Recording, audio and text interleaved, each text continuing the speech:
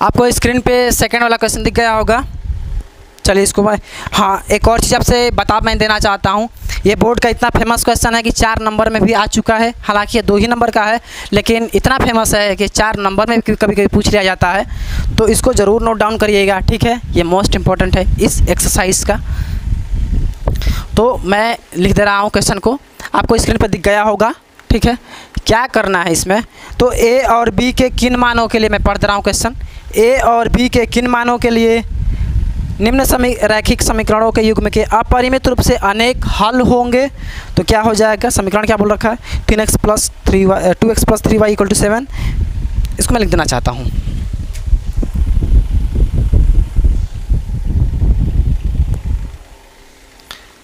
तो कितना हो गया है, 2x + 3y = 7 दे रखा है। और यहाँ पे कितना हो जाएगा, a - b x + a + b इधर y = 3a + ये रहा b और ये रहा -2, ठीक है। तो मैं क्या बोल रहा हूँ यहाँ पे कि अपरिमित रूप से अनेक हल, हाँ वही बोला गया क्वेश्चन में, अपरिमित रूप से अगर अनेक हल हैं, मैं यहाँ पे लिख दे रहा हूँ। क्या पूछा गया है, अपरिमित रूप से अनेक हल के लिए क्या करना है, के लिए ए का भी वैल्यू फाइंड आउट करना है और बी का भी वैल्यू फाइंड आउट करना है, ठीक है। ये आपको क्वेश्चन में फाइंड आउट करना है, निकालना है, ठीक है। तो मैं क्या बोल रहा हूँ, इसको सॉल्व करिए। अपरिमित रूप से अनेक हल करने के लिए आपको क्या चाहिए, पहले तो आपको यही चाहिए कि a1 b1 c1 ये सब निकाल लीजिए। तो 2x + 3y माइनस का आप इसको इधर लेते आइए, कितना हो जाएगा -7, ठीक है, इक्वल्स इधर हो जाएगा 0, ठीक है। यहाँ से आप कैलकुलेट करने की कोशिश करेंगे तो ये क्या बन जाएगा, आपका पहला इक्वेशन है। तो मैं बोलूँगा ये a1 की तरह काम करेगा, बिहेव करेगा a1 की तरह। ये जो y का गुणांक है ये b1 की तरह बिहेव करेगा और ये जो गुणांक है ये c1 की तरह बिहेव करेगा।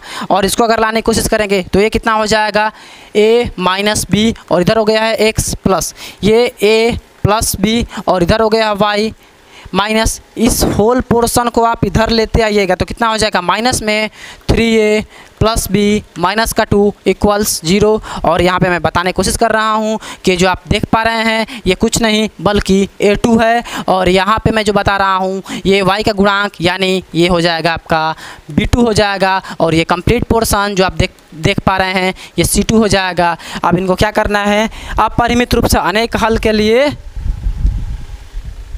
अरेंज करके हमें ए बी का मान निकाल देना है, ठीक है। रखिए इसको, a1/a2। तो मैं क्या बोल सकता हूँ, अपरिमित रूप से अनेक हल का केस पहले देख लीजिए। तो क्या होता है, इसका केस क्या होता है, तो a1/a2 = b1/b2 = c1/c2, यही होता है उसका केस, ठीक है। आगे चलिए, तो मैं इसको लिख देना चाहता हूँ, कितना हो जाएगा जी, a1 कितना है, a1 2, तो 2/a2 कितना है, a - b मुझे दिख गया, लिख दिया हूँ, इक्वल्स b1 कितना है, b1 खोजिए, b1 ये है अपना b1 3। तो इसके जगह मैं क्या लिखूँगा, 3 अपान में b2 वाला खोजिए, b2 वाला दिखा a + b। तो मैं यहाँ पे मैं क्या लिखूँगा, a + b इक्वल्स यहाँ पे क्या बोला जाएगा, c1/c2। c1 कितना दे रखा है, -7, तो -7 में लिख देना चाहता हूँ अपान इसके लिए क्या बोला जाए, तो 3a + b -2। तो यहाँ पे मैं बोल सकता हूँ 3a + b -2। और ये है माइनस में, तो माइनस तो कट जाएगा जी, सोचिए थोड़ा सा कट गया है। अब आगे डील करिए। अब एक और चीज़ देखिए, सबसे बेहतरीन क्वेश्चन और कंसेप्ट यहाँ पे है। यहाँ तक तो लोग कर ही लेते हैं, कोई दिक्कत नहीं है, यहाँ से बात फंस जाती है। तो उस चीज़ को मैं लिखने की कोशिश कर रहा हूँ, समझाने का प्रयास कर रहा हूँ। एक ही बार में समझ गए तो बहुत अच्छी बात है, नहीं तो फिर से बैक करके देखिएगा, यहीं पे कॉन्सेप्ट है। इस पूरे समीकरण में, इस पूरे में, समीकरण का मतलब आप समझते होंगे, ये इस पूरे समीकरण में क्या है कि कितने वेरिएबल, कितने चर जिसका मान हमें निकालना है। तो दो चर का मतलब होता है कि अगर दो चर का मान निकालना है, दो ही समीकरण चाहिए दोस्त। ये बात क्लियर है। अगर दो का, एक ए वाला, देखिए ए वाला पूरे में ए आ रहा है, ए का नहीं पता, पहल का हो गया, बी का भी नहीं पता, दूसर का हो गया। अगर दो का मान निकालना है तो मुझे कहीं ना कहीं, किसी ना किसी रूप में दो समीकरण ज़रूरी है, ताकि ए और बी को मैं सॉल्व कर सकूं। तो मैं यहाँ से क्या बोलना चाहता हूँ कि आप इसको पकड़ करके बराबर करेंगे तो एक समीकरण यहाँ से मिलेगा, ठीक है, और उसको पकड़ करके आप बराबर करना चाहेंगे, आप इसको पकड़ करके बराबर कर दीजिए, एक समीकरण आपको यहाँ से मिल जाएगा, दो समीकरण मिल जाएंगे। दो चर, दो समीकरण हल करना बहुत आसान हो जाएगा। यहाँ से ये बात समझ में आई है, आगे चला जाए। इसको लिखिए, मैं क्या लिखना चाहता हूँ, 2 में a माइनस बी, ठीक है, इक्वल्स 3 में a प्लस बी। तीनों गुणा करें जी, कितना हो जाएगा 2a प्लस बी इक्वल्स 3 और a माइनस बी। ये बात समझ में आ रही है, इसको डील करिए। 2a plus 2b equal to 3a minus 3b। ये बात समझ में आ रही है, ठीक है, अच्छी बात है।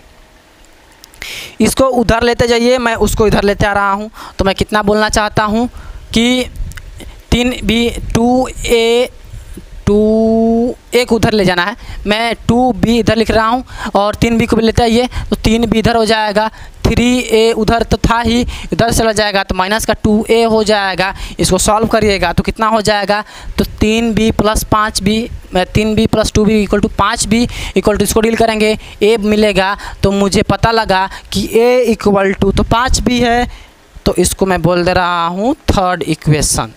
ये बात क्लियर हुई होगी आप लोगों को, ठीक है, अच्छी बात है। आगे चलिए, यहाँ से भी कुछ समीकरण आप खोज लीजिए। यहाँ से भी दूसरा, तीसरा तो निकल गया, एक और खोजिए समीकरण यहाँ से। मैं यहाँ से क्या बोल सकता हूँ, इसके लिए लिखिए, कितना हो जाएगा 3 में a प्लस b और इक्वल्स, यहाँ पे कितना हो जाएगा 7 में 3a प्लस b माइनस का 2।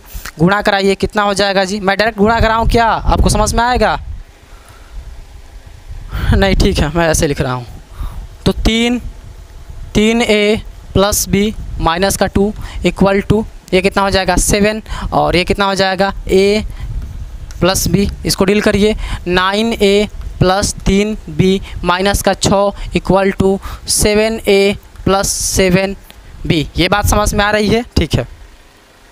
a को इधर लेते हैं, ये कितना हो जाएगा जी, और b को भी इधर लेते हैं, ये 6 को उधर लेते जाइएगा, तो कितना हो जाएगा, यहाँ पे मैं क्या बोल सकता हूँ 2a, और उसको भी इधर लेता है, ये कितना हो जाएगा माइनस में 4b, 3b और उधर से आएगा तो माइनस में 4b, और उधर कुछ नहीं बचा, उधर मैं इसको ले जाऊँगा तो प्लस का हो जाएगा। ये बात समझ में आ गई है। और a, इसको क्या करेंगे आप, कॉमन करिए, 2 को कॉमन करिए, तो a minus 2b equal to 6।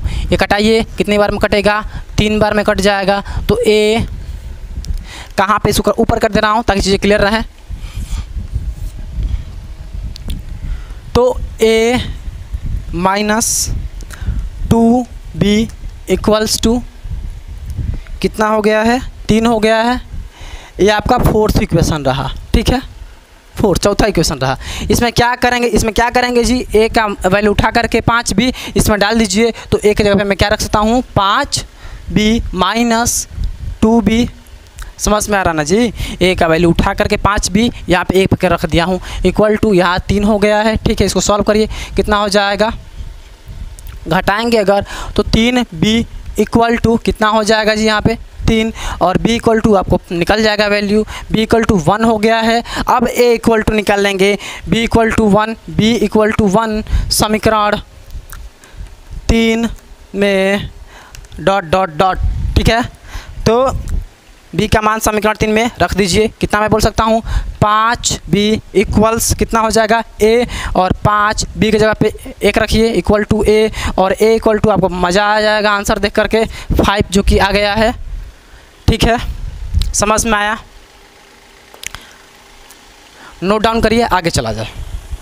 Equation क्या है, के किस मान के लिए निम्न समीकरणों के युग्म का कोई हल नहीं है। कोई हल नहीं के लिए आपको केस याद हो गया होगा जी, क्या होता है a1/a2 not equal to b1/b2। ठीक है, तो मैं क्या बोलना चाहता हूँ कि यहाँ से 3x + y इक्वल टू 1 और नीचे क्या हो गया है, नीचे हो गया है 2x -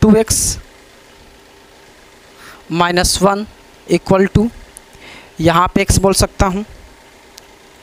ठीक है, ये रहा प्लस अपना, और ये कितना हो गया है k - 1 और इसके लिए हो जाएगा 2k + 1।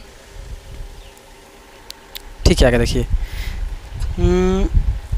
3x + y = 1, 3x + y = 1। ठीक है, 2x - 1x, 2x - 1x, अरे यही तो यहाँ पे k है। ठीक है, 2k - 1x। ठीक है, k - 1, यहाँ पे एक चीज़ और छूट गया है y। ठीक है, इक्वल टू 2k + 1। ठीक है, आगे चला जाए। तो इसको सॉल्व करने के लिए किसके लिए सॉल्व करना है, तो ये k का वैल्यू फाइंड आउट करना है। ठीक है, किस केस के लिए, तो कोई हल नहीं है, उस केस के लिए कोई हल नहीं। ठीक है, हमें उसी के लिए इसको सॉल्व करना है, कोई हल नहीं है। तो सबसे पहले क्या किया जाए, इसको स्टैंडर्ड फॉर्म में मैं लिखने का प्रयास कर रहा हूँ। 3x + y -1 इक्वल टू 0, और ये देखने की आप कोशिश करिएगा तो इस समीकरण में इसको 1 बोल दे रहा हूँ। और यहाँ पे आप जो देख पा रहे हैं, ये x का जो गुणांक है ये a1 की तरह बिहेव करेगा, और जो y का गुणांक कुछ नहीं है तो यहाँ पे 1 है जो कि मैं लिख रहा हूँ, b1 की तरह काम करेगा। और यहाँ पे कुछ नहीं है तो ये c1 की तरह काम करेगा। और इसको अगर सॉल्व करने की कोशिश करिएगा तो कितना हो जाएगा 2k - 1, और इधर हो गया है x प्लस इधर कितना हो जाएगा k - 1, इधर हो गया y। इस पूरे को इधर लेता है ये, तो माइनस में 2k + 1 = 0। इसको सेकेंड इक्वेशन का मैं नाम दे रहा हूँ। और यहाँ से आप देख पा रहे हैं जो x का जो गुणांक हो जाएगा यहाँ से यहाँ तक ये a2 का काम करेगा, ये जो y का गुणांक हो जाएगा यहाँ से यहाँ तक ये b2 का काम करेगा, और ये कंप्लीट ही आप देख पा रहे हैं बचा वाला ये c2 का काम करेगा। और हमें कोई हल नहीं के लिए k का मान निकाल देना है। किस तरीके से सॉल्व किया जाएगा, तो इसका सलूशन देखने के लिए मेरे साथ बने रहें। आगे चला जाए, क्या हो जाएगा a1/a2 not equal to b1/b2। कोई हल नहीं के लिए कोई हल नहीं पूछा गया ना, एक बार लिख दे रहा हूँ। कोई हल नहीं बोला गया है दोस्त, कोई हल नहीं बोला गया है। तो यहाँ पे क्या हो जाएगा इक्वल्स, यहाँ पे क्या होता है नॉट इक्वल टू c1/c2। कोई हल नहीं के लिए ये केस होता है। मुझे लगा कि आदित्य हल वाला है, कोई हल नहीं। आगे चलिए, अब कोई हल नहीं के लिए a1 और a2 खींच लीजिए। कितना हो जाएगा, a1 की जगह पे 3 हो जाएगा। a2 कितना हो गया है, a2 रखिए तो 2k - 1, ये बात समझ में आ रही है। इक्वल्स b1 कितना हो गया, b1 देखिए b1 ये 1 दिख रहा है जी, 1 दिख रहा है। b2 कितना है, b2 देखिए b2 k - 1/b2। तो यहाँ पे देखिएगा अगर तो कितना हो जाएगा k - 1, ये b2 हो गया है। ठीक है, हमें k का ही वैल्यू फाइंड आउट करना है, तो इतना से काम बन जाएगा। 3 गुणा कर दीजिए, कितना हो जाएगा 3, इधर k - 1 इक्वल्स उधर हो जाएगा 1, और कितना हो जाएगा 2k - 1 गुणा कराइए 3k - 3 इक्वल्स कितना हो जाएगा 2k - 1 हो जाएगा। और इसके लिए मैं क्या बोल सकता हूँ, इसको इधर लाइएगा, इसको इधर लाइएगा तो कितना हो जाएगा k, और इसको उधर ले जाइएगा तो -1 पहले से था ही, उधर जाकर के प्लस का 3 बनेगा, और k इक्वल टू हमको बहुत आसानी से आंसर मिलेगा 2। ठीक है, तो k इक्वल टू 2 के लिए कोई हल नहीं है, और इसको टिक लगा लीजिएगा। ये 2 नंबर में बोर्ड में आ चुका है, और इसका जो पहला वाला क्वेश्चन था वो 4 नंबर में आ चुका है कई बार। तो इसको नोट डाउन करिए और आगे बढ़िए। ठीक है, तीसरा वाला क्वेश्चन मैं पढ़ दे रहा एक बार, क्या बोला जा रहा है, निम्न रैखिक समीकरणों के युग्म को प्रतिस्थापन विधि एवं प्रजुड़न विधि से हल कीजिए। किस विधि को आप अधिक उपयुक्त मानते हैं, तो अधिक उपयुक्त तो उसी को माना जाएगा जो कम गलतियां कराएं। और कम गलती कौन कराता है, तो अपने प्रैक्टिस के ऊपर ये चीज़ें डिपेंड करती है कि हमारा किस मेथड पर हाथ साफ हो गया है, वही अपना परफेक्ट हो जाएगा। अभी मैं आपसे कहूँ कि आपके किस हाथ में ज़्यादा जोर है, तो लगभग 90% लोग यही बताएंगे कि मेरे दाहिने हाथ में जोर है अच्छा खासा। तो आप जानते हैं कि इस बदौलत है वो, आप दाहिने हाथ से रेगुलर काम करते रहते हैं, तो इसमें ताकत आ गई है। वहीं जो कोई बायां हाथ वाला होगा तो उसके बाएं हाथ में ताकत होगी, ये बात समझिएगा। तो जिस चीज़ पे अपना हाथ साफ होता है वही मेथड अच्छा होता है, उपयुक्त होता है हमारे लिए और आपके लिए भी। ठीक है, आगे चला जाए।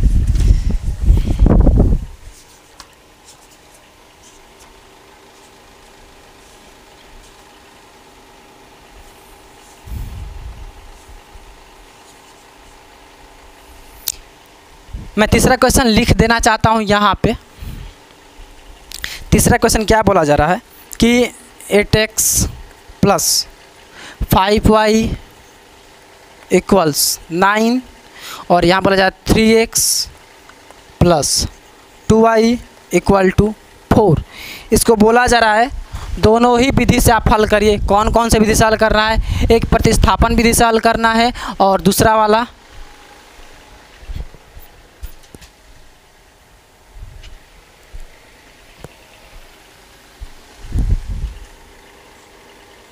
हाँ, इसमें देखिए, इसमें दोनों ही मेथड से इसको सॉल्व करना है। किस किस मेथड से? तो एक प्रतिस्थापन विधि से हल करना है और दूसरा वाला ब्रज गुणन विधि से हल करना है। पहला मैं किससे हल करना चाहता हूँ? प्रतिस्थापन से हल करना चाहता हूँ, प्रतिस्थापन विधि।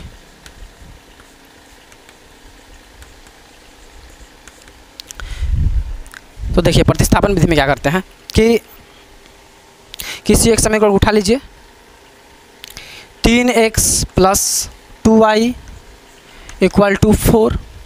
आप इस चीज़ को उधर लेते जाइए। मैं क्या बोल रहा हूँ? 3x equal to 4 minus 2y। मैं x इक्वल टू बोल सकता हूँ 4 माइनस 2y डिवाइडेड बाई 3 और x इक्वल टू हम इतना बोल सकते हैं कि x इक्वल टू इतना होगा। और समीकरण नंबर जो ये समीकरण नंबर 2 से लाया गया, ये समीकरण फर्स्ट है, ये समीकरण नंबर 2 है।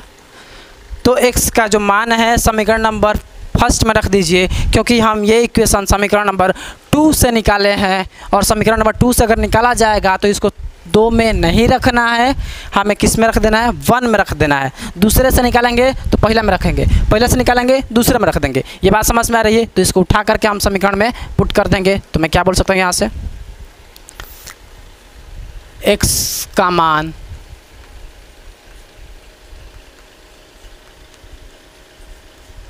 समीकरण फर्स्ट में डॉट डॉट डॉट, तो आगे देखिए कितना हो जाएगा, रखिए।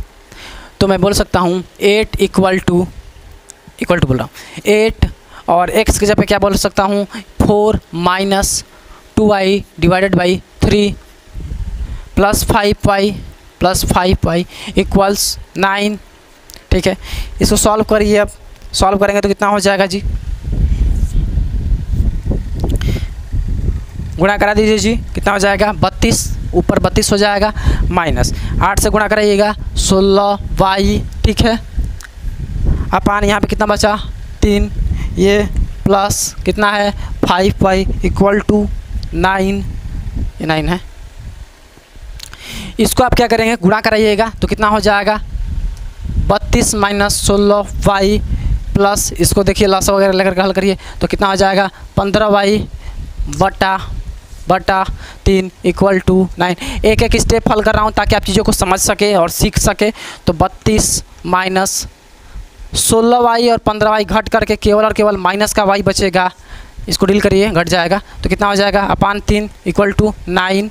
इसको उधर करिए, गुणा हो जाएगा तो 32 माइनस y इक्वल टू 27 हो जाएगा। ठीक है, y को उधर करिए तो 32 माइनस 27 इक्वल टू y और y इक्वल टू हमें मिल गया है कितना जी? इसमें घटाइए, 3 उधर 2 इधर 5 मिल जाएगा तो y इक्वल टू 5 मिल गया है और y का मान हमें इस वाले में पुट कर देना है। ठीक है, y का मान x equal to 4 minus 2y/3 में रखने पर, इसमें आप रख दीजिए इसको, तो कितना हो जाएगा x = 4 रहने दीजिए माइनस 2, y के जगह पे क्या रखूँगा, तो y के जगह पे 5 मिल गया है तो 5 रखा जाएगा, यहाँ पे 5 बोलिए, ठीक है।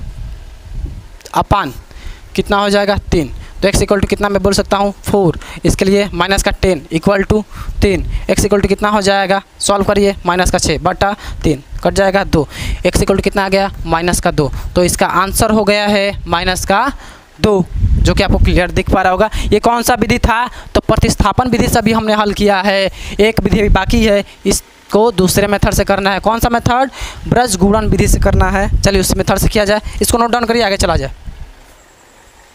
हाँ, मैं इसको बता देना चाहता हूँ, ये ब्रज गुणन विधि जो कि दूसरा वाला अपना है, ब्रज गुणन विधि, इस मेथड से जितने भी क्वेश्चन हैं वो किस तरीके से किया जाएगा। तो ब्रज गुणन विधि वाला जो आप कंसेप्ट पढ़ाया गया था, किस तरीके से पढ़ाया गया था, आप किस तरीके से याद रख सकते हैं ब्रज गुणन विधि को, बक का अब क्या लिखेंगे, x/y/, उसके बाद से 1/, तो क्या हो जाएगा BC - BC, CA - CA, AB - AB, उसके बाद से क्या लिखना था 12 21, उसके बाद से 12 21।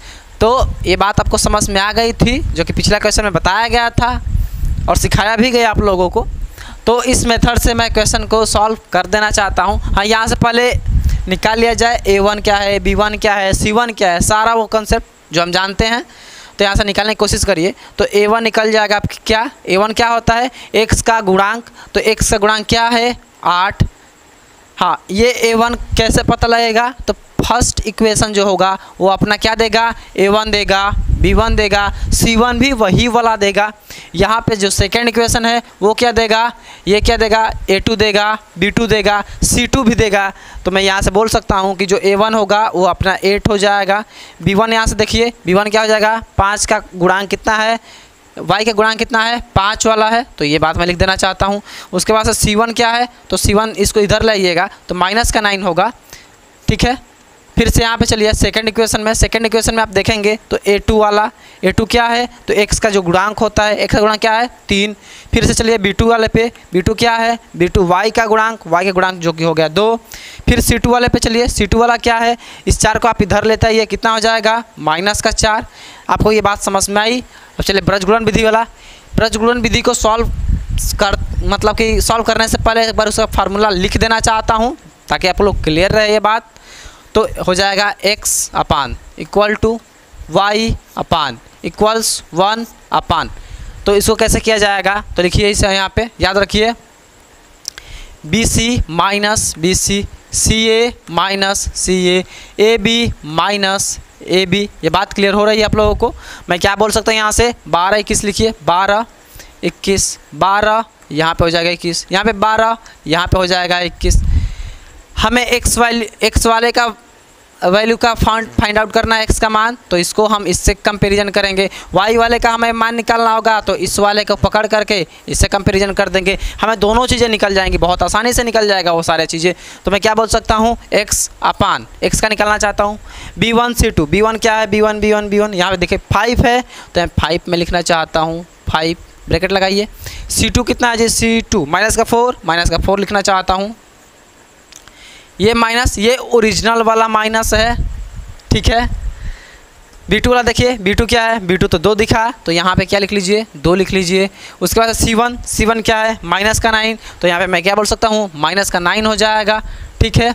इक्वल्स किसके साथ इक्वल्स करना है, उस वाले के साथ कर देना है, तो मैं क्या बोलूँगा 1/A1 B2, A1 क्या है, A1 तो 8 निकला, तो यहाँ से A1 हो जाएगा 8। उसके बाद से B2 वाला कौन है, तो B2 वाला 2 है, तो यहाँ पे मैं क्या बोल दे रहा हूँ, यहाँ पे 2 बोल दे रहा हूँ। माइनस A2 वाला कौन है, तो A2 तो 3 है, तो यहाँ पे क्या लिखेंगे 3 लिख देंगे, ब्रैकेट लगाइए। B1 क्या है जी, B1 5 है, 5 रखिए यहाँ पे। आपको बात समझ में आ रही होगी कैसे किया जा रहा है, ठीक है। इसको सॉल्व करिए तो कितना हो जाएगा x/, इसको मल्टीप्लाई करिए, कितना हो जाएगा प्लस माइनस और माइनस का 20 लिख सकता हूँ। यहाँ पे माइनस प्लस बनेगा, यहाँ पे 18 बोल सकता हूँ मैं। आगे चलिए, 1 अपान इसको सॉल्व करिएगा तो कितना हो जाएगा 16 हो जाएगा। ये माइनस का बनेगा कितना 15 बन सकता है।